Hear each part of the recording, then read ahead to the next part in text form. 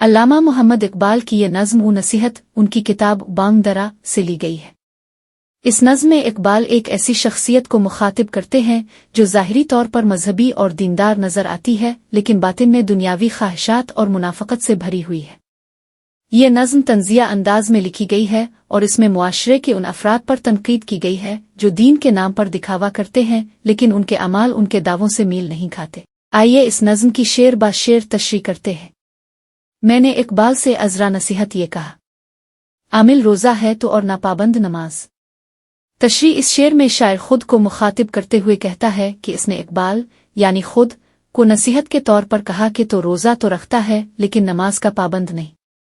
यहाँ तंज़िया अंदाज में ज़ाहिरी अमाल, रोज़ा और बुनियादी फ़राइज़ नमाज के दरमियान तज़ाद को उजागर किया गया है। मतलब यह है कि ये शख्स जुज़वी तौर पर मजहबी फ़राइज़ अदा करता है लेकिन मुकम्मल तौर पर दीन पर अमल नहीं करता, तो भी है शिवा अरबाब रिया में कामिल। दिल में लंदन की हवस लब पे तेरे ज़िक्र हिजाज। तशरीह इस शेर में शायर इस शख्स की मुनाफ़कत को बयान करता है।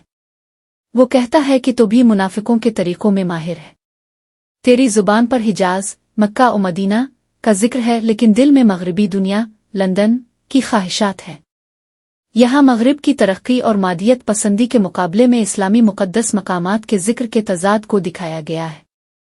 झूठ भी मसलहत आमेज़ तेरा होता है, तेरा अंदाज़ तुमलक भी सरापा एजाज। तशरीह इस शेर में इस शख्स के झूठ और चापलूसी की तारीफ़ तंज़िया अंदाज में की गई है। शायर कहता है कि तेरा झूठ भी मसलहत ज़ाहिरी बहाने से मुज़य्यन होता है और तेरी चापलूसी का अंदाज भी कमाल का है, गोया ये कोई मौजिज़ा है। यहाँ मुनाफ़कत और खुशामद को नुमायां किया गया है।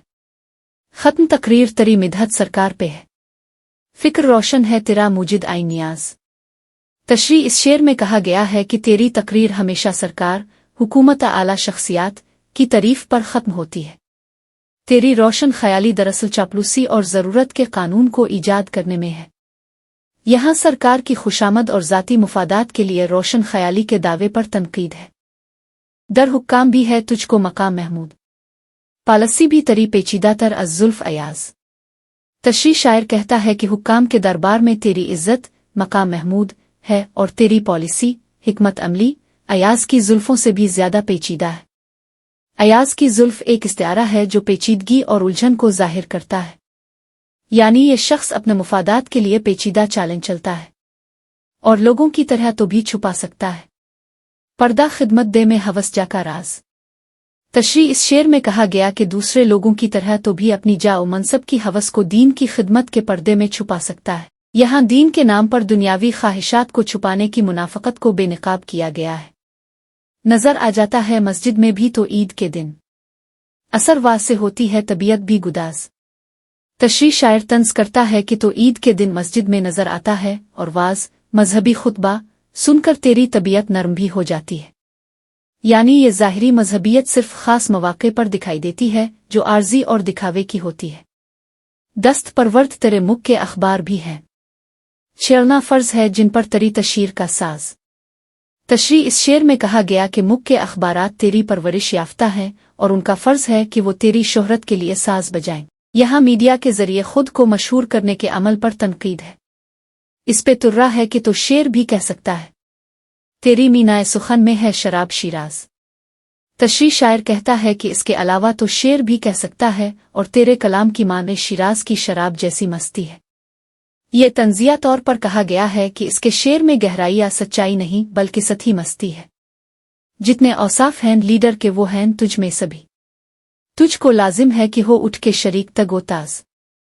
तशरीह इस शेर में कहा गया कि एक लीडर के तमाम औसाफ खूबियाँ तुझ में मौजूद हैं, इसलिए तुझे चाहिए कि उठकर जिदोजहद में हिस्सा ले। यहाँ तंज ये है कि इस शख्स में लीडर के औसाफ तो हैं लेकिन वो महज दिखावे के हैं, हकीकी अमल की तरफ नहीं बढ़ता।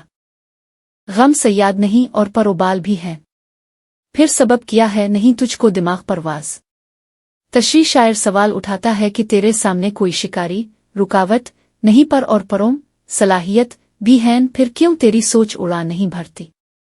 यानी ये शख्स सलाहियत रखने के बावजूद तरक्की बुलंद ख्याली से महरूम है। आकिबत मंजिल मावादी खामविशान अस्त, हाला गलगला दर गुंबद अफलाक अंदाज। تشریح آخری شعر میں شاعر کہتا ہے کہ ہماری آخری منزل وادی خاموش قبرستان ہے، لیکن ابھی آسمانوں کی گنبد میں غلغلہ بپا کر۔ یہ ایک عمومی نصیحت ہے کہ زندگی میں کچھ کر گزرنے کی کوشش کرو، کیونکہ آخرت میں خاموشی ہی ہے۔ مجموعی پیغام: یہ نظم منافقت، دکھاوے اور دنیاوی خواہشات کے پیچھے بھاگنے والے افراد پر ایک گہرا تنزیہ وار ہے۔ اقبال اس نظم کے ذریعے معاشرے کے ان لیڈروں، شعراء اور مذہبی دعوے داروں کو تنقید کا نشانہ بناتے ہیں جو ظاہری طور پر دین اور قوم کی خدمت کا دعویٰ کرتے ہیں، لیکن اندر سے خود غرضی اور جاطلبی میں مبتلا ہے۔ آخر میں وہ ایک مثبت پیغام دیتے ہیں کہ صلاحیتوں کو صحیح سمت میں استعمال کرو، ورنہ زندگی ضائع ہو جائے گی۔